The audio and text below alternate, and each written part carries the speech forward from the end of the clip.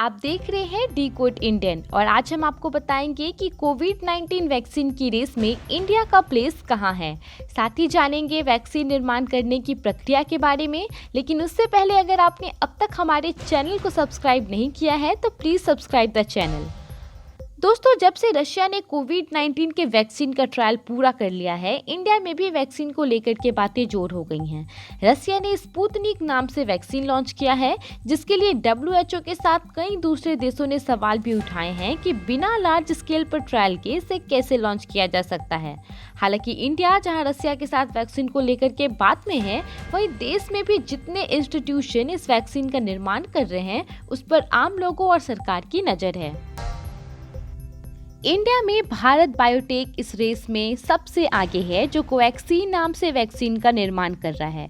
अभी ये second phase के ह्यूमन क्लिनिकल ट्रायल में है, जो इंडिया के 12 जगहों पर कराया जा रहा है। कोवैक्सीन एक देसी वैक्सीन होगी जिसे ICMR और नेशनल इंस्टीट्यूट ऑफ वायरोलॉजी मिलकर तैयार कर रहा है। According to recent statement of ICMR, Covaxin का दूसरे फेज का ह्यूमन ट्रायल पॉजिटिव रहा है और अब इसे थर्ड फेज में कराया जाएगा, जिसके बाद लार्ज स्केल पर इसकी प्रोडक्शन का प्रोसेस स्टार्ट हो जाएगा।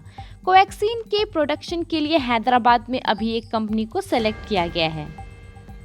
वैसे तो सरकार दावा कर रही है कि साल के अंत तक वैक्सीन आ जाएगा, लेकिन सरकार ने तो इससे पहले भी दावा किया था कि 15 अगस्त तक वैक्सीन आ जाएगा। ये बात तो है कि वैज्ञानिकों पर प्रेशर है, लेकिन प्रेशर के कारण वो लाखों करोड़ों लोगों की जिंदगी दांव पे नहीं लगा सकते हैं। टेक्नोलॉजी चाहे कितना भी डेवलप हो गया हो, लेकिन एक न्यूली वायरस के लिए वैक्सीन बनाने में तकरीबन 1 साल का वक्त तो लग ही जाएगा।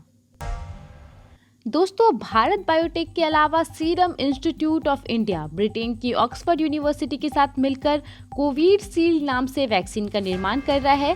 ये भी अभी दूसरे फेज के ह्यूमन ट्रायल में है। भारतीय विद्यापीठ मेडिकल यूनिवर्सिटी पुणे में 5 लोगों को इसकी डोज दी गई है। दोस्तों, सीरम इंस्टीट्यूट ऑफ इंडिया दुनिया की सबसे बड़ी वैक्सीन प्रोडक्शन कंपनी है। कोविशील्ड के प्रोडक्शन के लिए इसने ब्रिटेन की फार्मास्यूटिकल्स कंपनी एस्ट्राजेनेका के साथ पार्टनरशिप की हुई है। भारत की मेडिकल कंपनी जायडस कैडिला तीसरी वैक्सीन निर्माण करने वाली कंपनी है, जो जायकोविड नाम से वैक्सीन बना रही है और ये भी सेकेंड फेज में है। दोस्तों, तो इंडिया में ये तीनों कंपनियां ही थी जो वैक्सीन का निर्माण कर रही थी और ये सब सेकेंड फेज में हैं। अगर इसका रिजल्ट पॉजिटिव आता है तो इसे बड़े स्केल पर बनाया जाएगा। आइए अब जानते हैं कि वैक्सीन के निर्माण से लेकर प्रोडक्शन तक में कौन कौन से फेज होते हैं। किसी भी वैक्सीन निर्माण के फर्स्ट फेज को एक्सप्लोरेटरी फेज कहा जाता है। यह सबसे इनिशियल स्टेज होता है जिसमें पर्टिकुलर बीमारी के बारे में रिसर्च करके उसके सिमिलर एंटीजन का निर्माण होता है।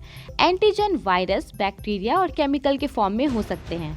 फर्स्ट फेज के कंप्लीट होने में 1 से 2 साल लग जाते हैं। साथ ही बहुत ज़्यादा पैसा भी इसमें इन्वेस्ट करना पड़ता है। हालांकि कोविड-19 के वैक्सीन के लिए इस स्टेज को सभी वैक्सीन निर्माण इंस्टीट्यूशन ने लगभग 7 से 8 महीने में ही पार कर लिया है।